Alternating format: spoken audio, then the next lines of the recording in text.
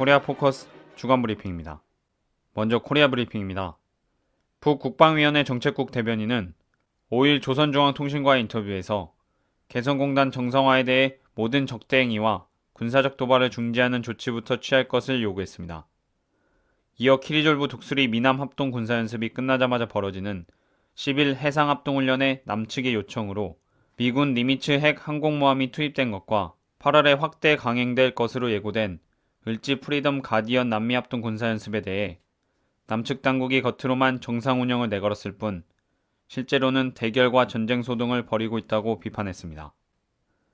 북조국평화통일위원회 대변인은 10일 조선중앙통신 기자의 질문에 대한 답변에서 박근혜 대통령의 미국 방문에 대해 그전과 다를 바 없는 주종관계 확인과 4대 매국 동족 대결 행각이라며 박 대통령이 밝힌 신뢰 프로세스는 이명박 역도의 비핵 개방 3천의 포장만 바꾼 대결 정책이라 규탄했습니다.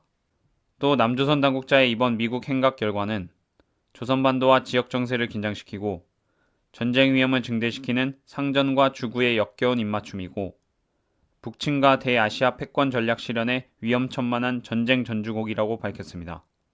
끝으로 박 대통령의 비극적 만로를 당한 선친의 교훈을 잊지 말고 심사숙고할 것을 경고했습니다.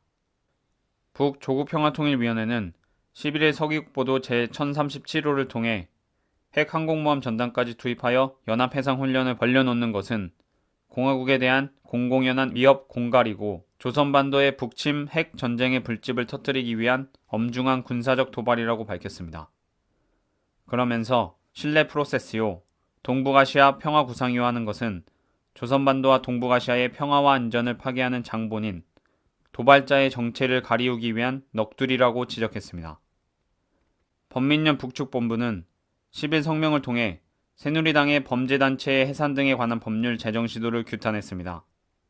북측본부는 이러한 제정안 발의 노름은 남조선의 통일민주 세력에 대한 악랄한 파쇼적 포갑을 정당화하고 그것을 법화하여 친미사대와 동족대결 책동을 반대하는 모든 단체들과 인사들을 완전히 매장해보려는 반민족적, 반통일적, 반인권적 범죄라고 규정하고 민족자주의 투철하고 정의로운 통일애국 투쟁에 앞장서온 범민련 남측본부를 권력을 동원하여 강제로 해산하려는 현 보수집권 세력의 파쇼적 광증이 극도에 달했다는 것을 명백히 보여준다고 밝혔습니다.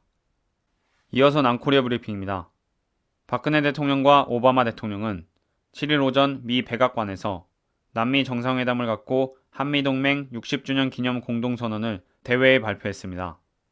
박 대통령은 코리아 반도 문제와 관련해 두 정상은 오바마 대통령의 핵무기 없는 세상, 비전이 한반도에서부터 실현돼야 한다는데 의견을 같이 했다고 전하고 육자회담 당사국과 국제사회와의 긴밀한 공조하에서 북한이 9.19 공동성명 및 안보리 결의 등 국제적 의무를 충실히 준수할 것을 강력히 촉구해 나가기로 했다고 말했습니다. 오바마 대통령은 미남 양국은 북과 외교적으로 대화하고 신뢰를 구축할 준비가 돼 있다고 표명했습니다. 이와 더불어 그러나 부담은 평양에 있다며 북의 약속과 의무를 준수하고 코리아 반도 비핵화를 위한 의미 있는 조치를 취할 것을 요구하며 버마에서 벌어진 일을 주목할 것을 강조했습니다. 이어 말보다 행동이 중요하다며 나의 말을 듣지 마라, 나의 행동을 보라는 의미다 라고 의미심장한 한마디를 덧붙였습니다. 박 대통령은 현지 시간 8일 미 의회 상하원 합동연설에서 한반도 평화와 통일 기반 구축, 동북아시아 지역의 평화협력 체제 구축, 지구촌 평화와 번영회의 기여 등 세 가지 남미 공동 비전과 목표를 제시했습니다. 이와 함께 DMZ 내에 세계평화공원을 만들고 싶다고 말했습니다. 청와대 윤창중 대변인이 남미 정상회담이 있던 7일 밤 주미대사관 여성 인턴을 성추행한 것으로 알려져 9일 전격 경질됐습니다.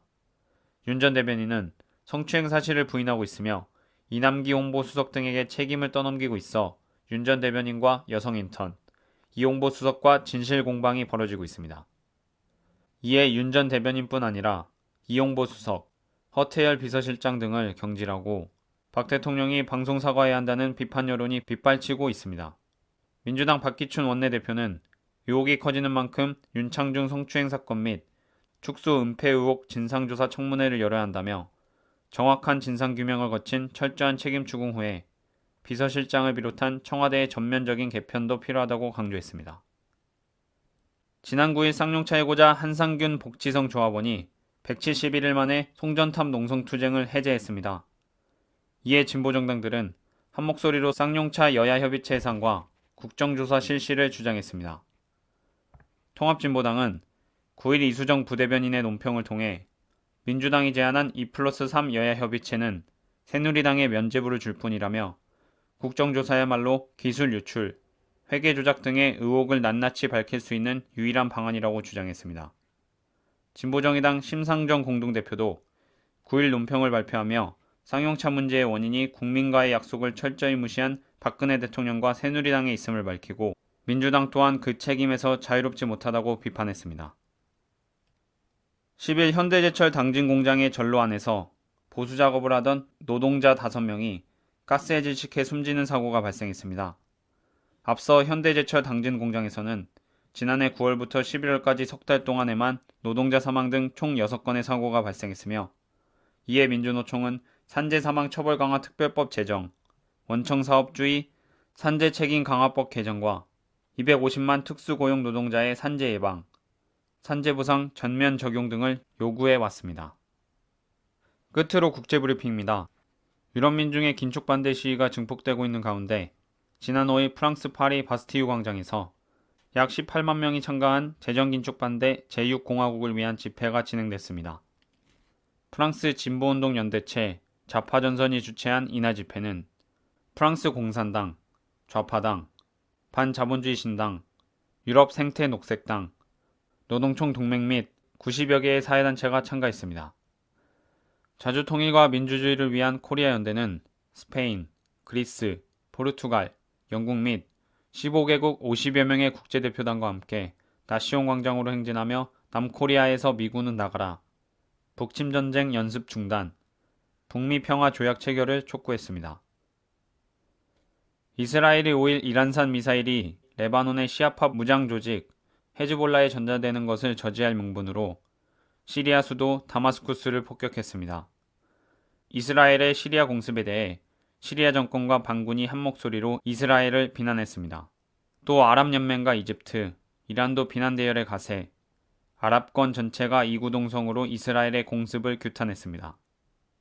코리아 포커스 주간 브리핑이었습니다.